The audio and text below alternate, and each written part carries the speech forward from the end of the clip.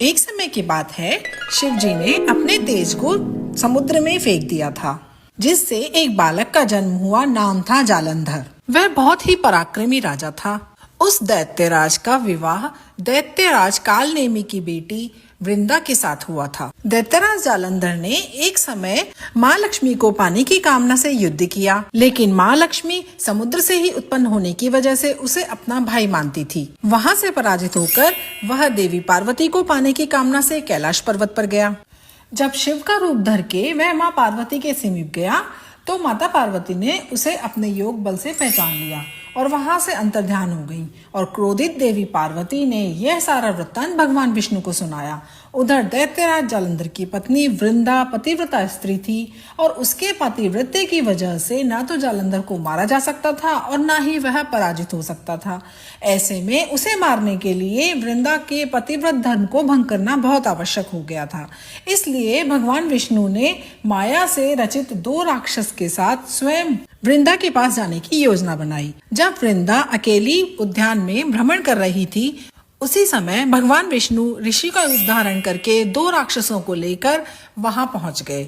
उन 2 भयंकर राक्षसों को देखकर वृंदा भय से कांपने लगी और उसने आकर ऋषि की शरण ली। ऋषि ने वृंदा के सामने देखते ही देखते दोनों राक्षसों को भस्म कर दिया। अब वृंदा उन ऋषि की शक्ति से प्रभावित हुई और उसने अपने पति जालंधर, जो कि कैलाश पर्वत पर शिवजी से युद्ध कर रहे थे, उनका हाल पूछा। तब ऋषि ने अपनी माया से 2 वानर प्रकट किए। एक वानर के हाथ में जालंधर का सिर था और दूसरे के हाथ में धड़। अपने पति की यह दशा देखकर वृंदा मूर्छित हो गई और होश में आने पर उसने अपने पति को जीवित करने की प्रार्थना की। तब ऋषि ने अपनी माया से जालंधर का सिर धड़ से जोड़ दिया और स्वयं वहां से अंतर्ध्यान होकर उसी शरीर में प्रवेश कर गए। वृंदा इस छल के बारे में बिल्कुल न जान सकी और उसे अपना पति मानकर व्यवहार करने लगी, जिससे उसका सतीत्व भंग हो गया।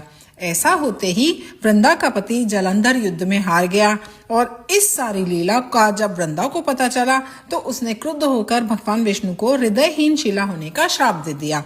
अपने भक्त के श्राप को भगवान विष्णु ने स्वीकार कर लिया और शालिग्राम शिला बन गए। भगवान जब शिला रूप में परिवर्तित हो गए तो ब्रह्मांड में असंतुलन पैदा हो गया। ऐसे में देवी देवताओं ने वृंदा से प्रार्थना की कि भगवान को श्राप मुक्त कर दे। तब वृंदा ने भगवान को श्राप मुक्त किया और स्वयं आत्मदाह कर लिया और जहाँ आत्मदाह किया वहीं तुलसी का पौधा उगाया।